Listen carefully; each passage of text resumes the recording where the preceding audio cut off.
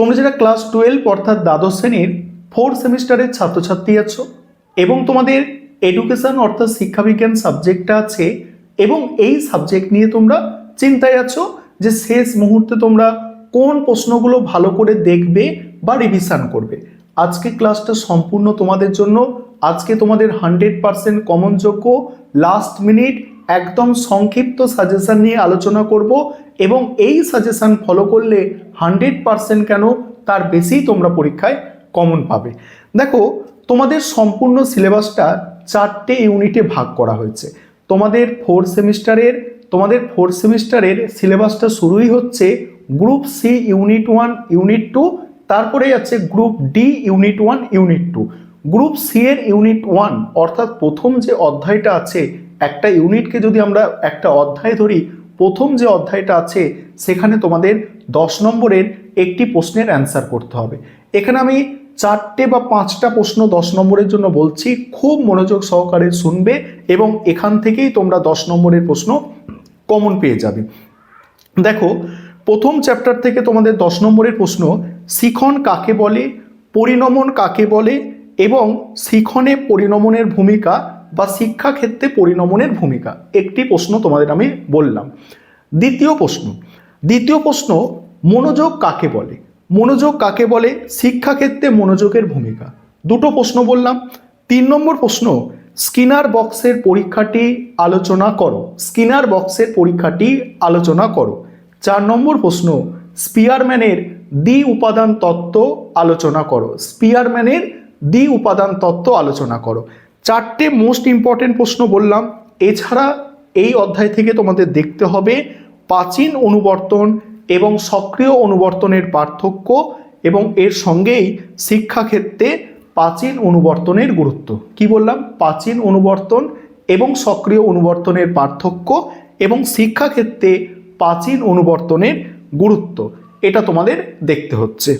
এছাড়া থর্নডাইকের শিখনের মূল সূত্রগুলি কি কি বা মূল সূত্রগুলি লেখো, তার সঙ্গেই আছে শিক্ষাক্ষেত্রে যে কোনো দুটি সূত্রের গুরুত্ব। থর্নডাইকের শিখনের মূল সূত্রগুলি কি কি বা মূল সূত্রগুলি লেখো এবং শিক্ষাক্ষেত্রে যে কোনো দুটি সূত্রের গুরুত্ব।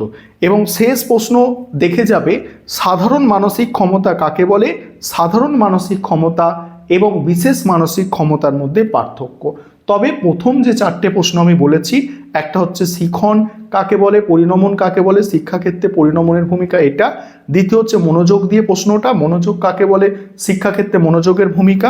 3 নম্বর হচ্ছে স্কিনার বক্স, 4 নম্বর হচ্ছে স্পিয়ারম্যানের দ্বি উপাদান তত্ত্ব। এই 4টে প্রশ্ন এখান থেকে একদম টপ মোস্ট ইম্পর্টেন্ট প্রশ্ন 10 নম্বরের জন্য, ঠিক আছে। এবারে তোমাদের পরের চ্যাপ্টার হচ্ছে ইউনিট 2, গ্রুপ সি ইউনিট 2। এখান থেকে বড় প্রশ্ন 5 নম্বরের আসে, তোমাদের 5 নম্বরের বড় প্রশ্ন এখান থেকে আসে। এখান থেকে 5 নম্বরের জন্য যে প্রশ্নগুলো তৈরি করবে খুব মনোযোগ সহকারে শোনো। প্রথম প্রশ্ন হচ্ছে জীবনশৈলীর শিক্ষা কি এবং হুয়ের নির্দেশিত 10টি জীবনশৈলীর নাম লেখো। এটা হচ্ছে এখান থেকে সব থেকে গুরুত্বপূর্ণ প্রশ্ন, অর্থাৎ এই জীবনশৈলী কি, জীবনশৈলীর শিক্ষা কি এবং হুয়ের যে বললাম হুয়ের নির্দেশিত 10টি জীবনশৈলীর নাম, এটা হচ্ছে এই অধ্যায়ের এই ইউনিটের সব থেকে গুরুত্বপূর্ণ প্রশ্ন। এটা আশা করি বুঝতে পারলে। তারপরের প্রশ্ন, মানসিক চাপ কাকে বলে, মানসিক চাপ কমানোর বা মোকাবিলার উপায়। দুটো প্রশ্ন কেবল সবে বললাম। মানসিক চাপ কাকে বলে, মানসিক চাপ কমানোর উপায়, মোস্ট ইম্পর্টেন্ট প্রশ্ন। 3 নম্বর প্রশ্ন হচ্ছে মানসিক স্বাস্থ্য কাকে বলে, মানসিক স্বাস্থ্যের লক্ষণগুলি আলোচনা করো। একজন শিক্ষার্থীর মানসিক স্বাস্থ্য রক্ষায় বিদ্যালয় বা শিক্ষকের ভূমিকা আলোচনা করো। 3টে প্রশ্ন তোমাদের আমি এখনো পর্যন্ত বললাম। 4 নম্বর প্রশ্ন, ভালো থাকা বা কুশলতা বলতে কি বোঝো, মনস্তাত্ত্বিক ভালো থাকার উপাদানগুলি আলোচনা করো। তাহলে কি বললাম, ভালো থাকা বা কুশলতা বলতে কি বোঝো, মনস্তাত্ত্বিক ভালো থাকার উপাদানগুলি আলোচনা করো। পরের প্রশ্ন, বয়ঃসন্ধিকালকে ঝড়ঝঞ্ঝার কাল বলা হয় কেন? এটাও ভালো প্রশ্ন। বয়ঃসন্ধিকালকে ঝড়ঝঞ্ঝার কাল বলা হয় কেন? এবং আরও দুটো এক্সট্রা প্রশ্ন আমি এখানে রেখেছি। সেখানে প্রশ্নগুলো হচ্ছে কৈশোরকালীন বা বয়ঃসন্ধিকালীন সাধারণ মানসিক সমস্যাগুলি কি কি, এই সমস্যা মানে দূরীকরণে পরিবারের ভূমিকা, এই একটা প্রশ্ন। এবং শিক্ষা ও মানসিক স্বাস্থ্যের সম্পর্ক, শিক্ষা ও মানসিক স্বাস্থ্যের সম্পর্ক আলোচনা করো, এই একটি প্রশ্ন। এই দুটো এক্সট্রা প্রশ্ন। আর এখান থেকে যদি বলো যে দুটো প্রশ্ন বেছে দিতে বা তিনটে প্রশ্ন বাছাই করে দিতে, আমি তোমাদের সব থেকে আগে যেটা বলবো সেটা হচ্ছে ওই জীবনশৈলীর শিক্ষা কি এবং হুয়ের নির্দেশিত 10টি জীবনশৈলীর নাম, এটা সব থেকে গুরুত্বপূর্ণ। দ্বিতীয় গুরুত্বপূর্ণ মানসিক স্বাস্থ্য কাকে বলে, মানসিক স্বাস্থ্যের লক্ষণ, আর একজন শিক্ষার্থীর মানসিক স্বাস্থ্য রক্ষায় বিদ্যালয়ে বা শিক্ষকের ভূমিকা, এটা দ্বিতীয় গুরুত্বপূর্ণ প্রশ্ন। 3 নম্বর গুরুত্বপূর্ণ, মানসিক চাপ বলতে কি বোঝো, মানসিক চাপ কমানোর বা মোকাবিলার উপায়, এই তিনটে হচ্ছে সব থেকে গুরুত্বপূর্ণ। আর ওই বয়ঃসন্ধিকালকে ঝড়ঝঞ্ঝার কাল বলা হয় কেন। কেউ যদি অন্যগুলো দেখতে নাও পারো, এই 4টে প্রশ্ন এখান থেকে অবশ্যই তোমরা দেখে যাবে। এবার তারপরের ইউনিট গ্রুপ ডি শুরু হচ্ছে। গ্রুপ ডি ইউনিট 1, এখান থেকে তোমাদের থাকে 5 নম্বরের প্রশ্ন, এখান থেকেও বড় প্রশ্ন থাকে না। একমাত্র প্রথম চ্যাপ্টার এবং শেষ চ্যাপ্টার রাশিবিজ্ঞান চ্যাপ্টার, এই দুটো চ্যাপ্টার থেকেই তোমাদের বড় 10 নম্বরের প্রশ্ন আসে, নয়তো মাঝে যে দুটি চ্যাপ্টার আছে এগুলোতে 5 নম্বরের করে একটি করে প্রশ্ন আসে।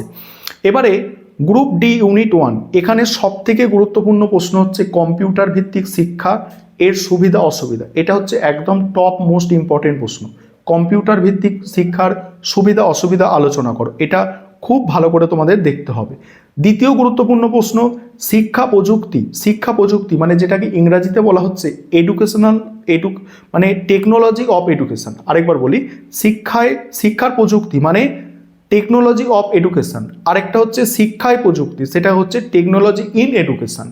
তাহলে কি শিক্ষার প্রযুক্তি এবং শিক্ষায় প্রযুক্তি, টেকনোলজি অফ এডুকেশন আর টেকনোলজি ইন এডুকেশন, এই দুটোর পার্থক্য দ্বিতীয় গুরুত্বপূর্ণ প্রশ্ন বলে দিলাম। এবং 3 নম্বর গুরুত্বপূর্ণ প্রশ্ন খুব ভালো করে করবে, শিক্ষা প্রযুক্তি বিদ্যা কাকে বলে, শিক্ষা প্রযুক্তিবিদ্যার পরিধি বা কার্যাবলী আলোচনা করো, মোস্ট ইম্পর্টেন্ট প্রশ্ন। এই 3টে প্রশ্নের মধ্যে থেকে তোমরা একটি প্রশ্ন এখানে কমন পেয়ে যাবে। বিশেষ করে কম্পিউটার ভিত্তিক শিক্ষার সুবিধা অসুবিধা খুব ভালো করে তোমাদের দেখতে হবে। তারপরে এখান থেকে আর যে প্রশ্ন তোমরা তৈরি করতে পারো, শিক্ষাক্ষেত্রে বা শ্রেণীকক্ষে আইসিটি এর ব্যবহার ও গুরুত্ব। পরের প্রশ্ন হচ্ছে সিস্টেম অ্যাপ্রোচ কাকে বলে, শিক্ষাক্ষেত্রে সিস্টেম অ্যাপ্রোচের ধাপগুলি সংক্ষেপে লেখো। নেক্সট হচ্ছে হার্ডওয়্যার ও সফটওয়্যারের মধ্যে পার্থক্য, ভালো করে দেখবে হার্ডওয়্যার সফটওয়্যারের পার্থক্য আর শিক্ষাক্ষেত্রে এদের ব্যবহার। এখান থেকে ছোট 2 নম্বরের প্রশ্নও দিতে পারো, এই হার্ডওয়্যার সফটওয়্যারের পার্থক্য আর শিক্ষাক্ষেত্রে ব্যবহার। এবং শেষ যে অধ্যায়টি আছে রাশিবিজ্ঞান চ্যাপ্টার, এই চ্যাপ্টারে তোমাদের আমি সাজেস্ট করব যে গড় মধ্যমান এই দুটো ভালো করে দেখবে, এখান থেকে বড় প্রশ্ন আসবে। গড় মধ্যমানের সঙ্গে একটা যোগ করে দিতে পারে ভূইষ্ঠক নির্ণয়, গড় নির্ণয়, মধ্যমান নির্ণয়, ভূইষ্ঠক নির্ণয়, এই 3টে পোর্শন ভালো করে দেখছো। এবং এছাড়া তোমাদের দুটো হচ্ছে গ্রাফ পেজে দুটো ছবি আঁকা প্র্যাকটিস করতে হয়, সেটা হচ্ছে কি একটা হচ্ছে আয়তলেখ আর একটা হচ্ছে বহুভুজ। এইটুকু তোমরা পোর্শন যদি করে যাও এইখান থেকে তোমাদের কিন্তু হয়ে যাবে।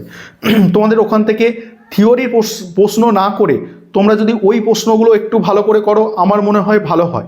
এবং তোমরা যারা থিওরির প্রশ্ন করতে চাইছো ওখান থেকে, যে শেষ অধ্যায় থেকে তোমরা দেখতে পারো কেন্দ্রীয় প্রবণতা কাকে বলে, কেন্দ্রীয় প্রবণতার পরিমাপগুলি কি কি, এবং এদের প্রত্যেকটির 2টি করে সুবিধা অসুবিধা লেখো, ঠিক আছে। এগুলো থিওরির প্রশ্ন শেষ অধ্যায় অর্থাৎ রাশিবিজ্ঞান চ্যাপ্টার থেকে। মানে অঙ্কর সঙ্গে এই প্রশ্ন অল্টারনেট থাকবে, যারা অঙ্ক পারবে না এই প্রশ্নগুলো তাদের জন্য। তারপরে শিক্ষায় রাশিবিজ্ঞানের প্রয়োজনীয়তা ও গুরুত্ব এইটা, এবং আয়তলেখ ও পরিসংখ্যান বহুভুজের মধ্যে পার্থক্য, এই 3টি প্রশ্ন থিওরি মানে প্রশ্ন হিসাবে ওখানে দিলাম, যে তোমাদের ওই অঙ্কর চ্যাপ্টার থেকে থিওরি প্রশ্ন এই 3টে দেখে যেতে পারো যারা তোমরা অঙ্কগুলো করতে পারবে না। নয়তো গড় মধ্যমান ভূইষ্ঠক নির্ণয় করা সব থেকে বুদ্ধিমানের কাজ হবে, এবং তার সঙ্গে ওই আয়তলেখ এবং বহুভুজ অঙ্কন। আর আমি যদি সময় পাই তোমাদের অঙ্কের কিছুটা পোর্শন করাবো। এবং আরেকটা তোমাদের বলি যে তোমাদের এসএকিউ আছে না, এসএকিউর একটা আমি আজকে ক্লাস দেবো, তোমাদের 50টা প্রশ্ন নিয়ে একটা এসএকিউ ক্লাস দেবো, ওই ক্লাসটা তোমরা দেখে নেবে, তাহলে এসএকিউ প্রশ্ন নিয়ে তোমাদের আর সমস্যা থাকবে না। চলো আজকে ভিডিওটা অবশ্যই তোমরা অন্যজনদের মধ্যে শেয়ার করে তাদেরও এগুলো জানার বা দেখার সুযোগ করে দেবে।